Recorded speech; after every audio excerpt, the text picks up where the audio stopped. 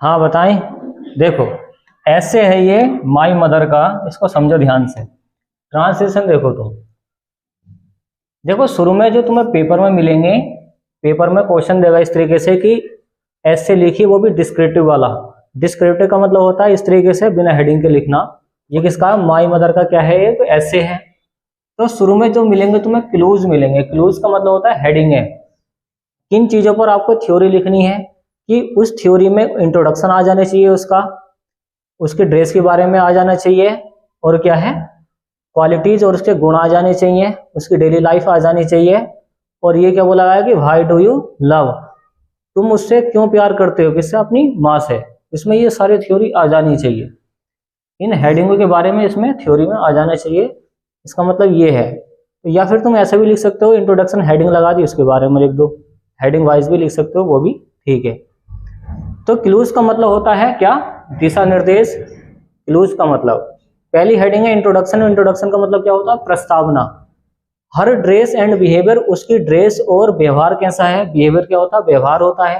तीसरी हेडिंग है हर क्वालिटीज, उसके गुण क्या हैं, उसकी माँ के गुण क्या हैं, तो मदर के गुण क्या हैं ये लिखने हैं। हर डेली लाइफ, उसकी जिंदगी, हर डेली लाइफ उसकी रोजाना की जिंदगी कैसे बीत रही है उसके बारे में लिखना है। व्हाई डू यू लव, तुम उससे क्यों प्यार करते हो, हर मोस्ट, सबसे ज्यादा। मोस्ट का मतलब ज्यादा होता है। तो थ्योरी देखो इसकी, माई मदर जो मेरी माँ है, इस सविता दमयंती है। तो तुम यहाँ पर किसी का भी नाम लिख सकते हो, अपनी मदर का नाम लिख सकते हो यहाँ पे। तो माई मदर जो मेरी माँ है, इस सविता दमयंती है। सी वियर्स, देखो ये सब्जेक्ट है, ये कौन है, वर्ब में कौन आ गया, एस। ये कौन आ गया, एस आ गया। अब जब वर्ब में एस या ई एस आ जाता है तो कौन सा सेंटेंस होता है, प्रेजेंट का इंडेफिनिट। सी वियर्स, वह पहनती है साड़ी, इसको साड़ी बोलेंगे।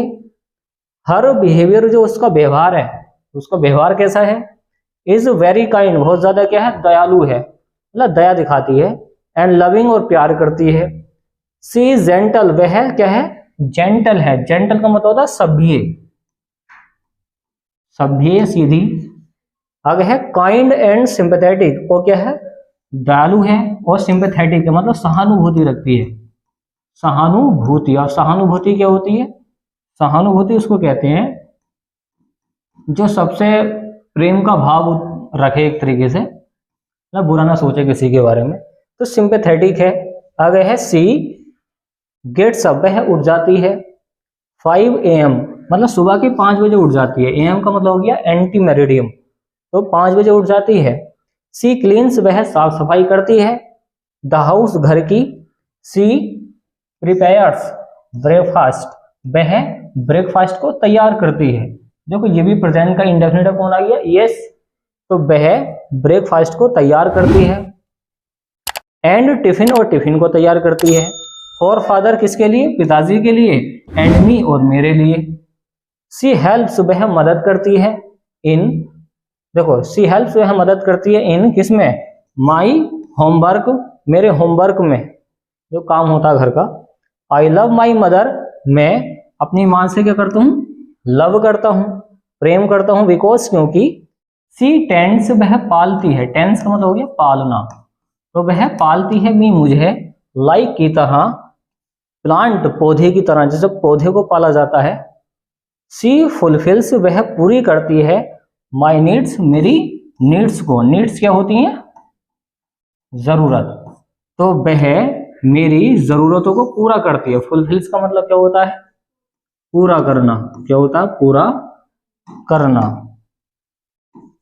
तो इसका हो जाएगा पूरा करना।